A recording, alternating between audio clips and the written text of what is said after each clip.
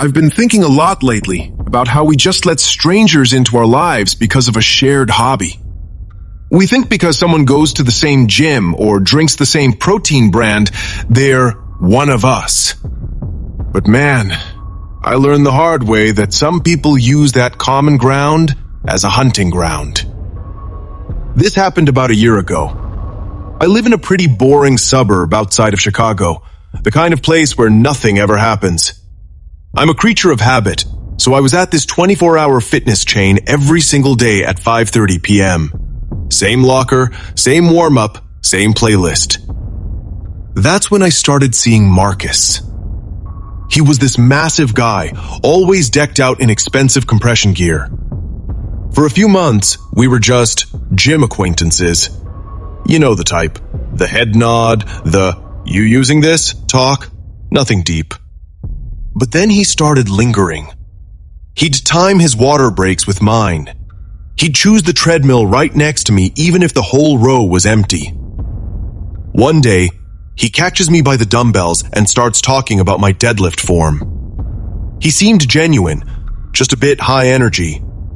He asked for my Instagram to send me some tips, and honestly, in that moment, it felt weirder to say no than to just give it to him. I figured, what's the harm?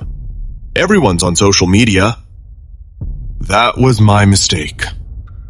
The second I got home, my phone started blowing up. It wasn't just, "Hey man," it was constant.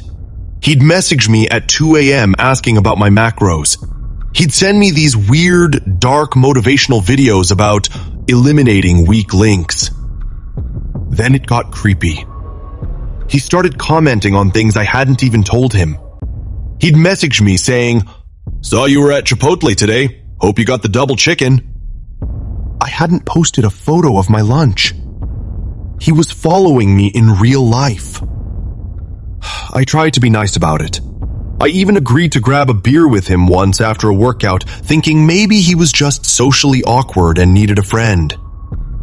That was the most uncomfortable hour of my life.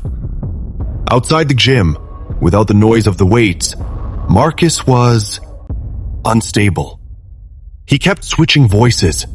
He'd go from a normal conversation to this high-pitched, cartoonish giggle, and then suddenly drop into this gravelly, low-frequency whisper.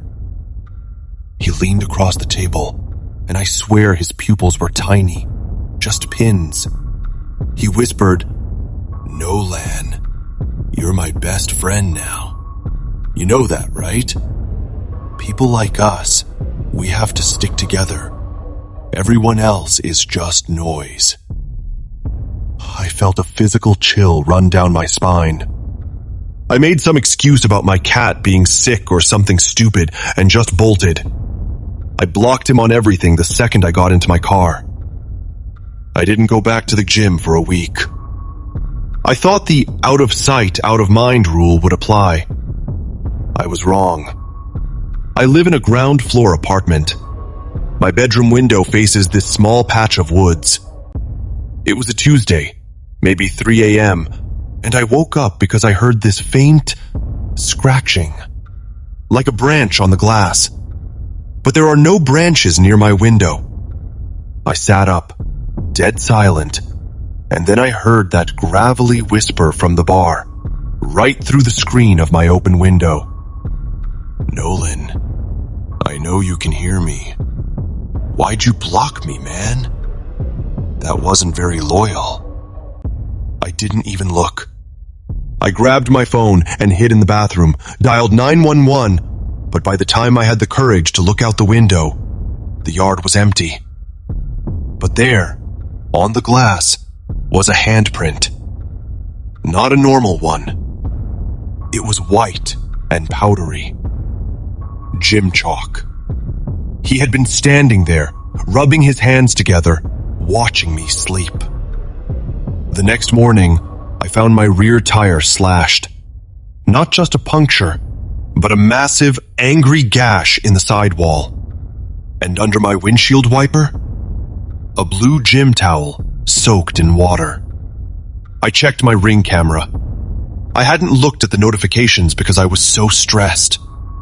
At 3:15 a.m., the camera caught him. Marcus was standing in my driveway, staring directly into the lens. He didn't move for 20 minutes. He just stood there, clutching a tactical knife, his jaw moving like he was having a full conversation with himself. He wasn't even trying to hide. He wanted me to see the footage.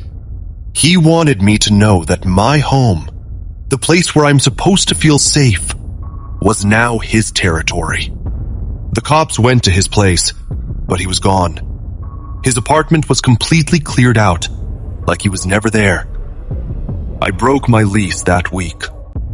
I moved to a different city, changed my gym, and deleted my social media. I'm in a better place now, but I don't go to commercial gyms anymore. I have a small setup in my garage, but even now, when I'm lifting and it's late, I find myself looking at the garage door, waiting for a white chalk handprint to appear. Just be careful who you befriend.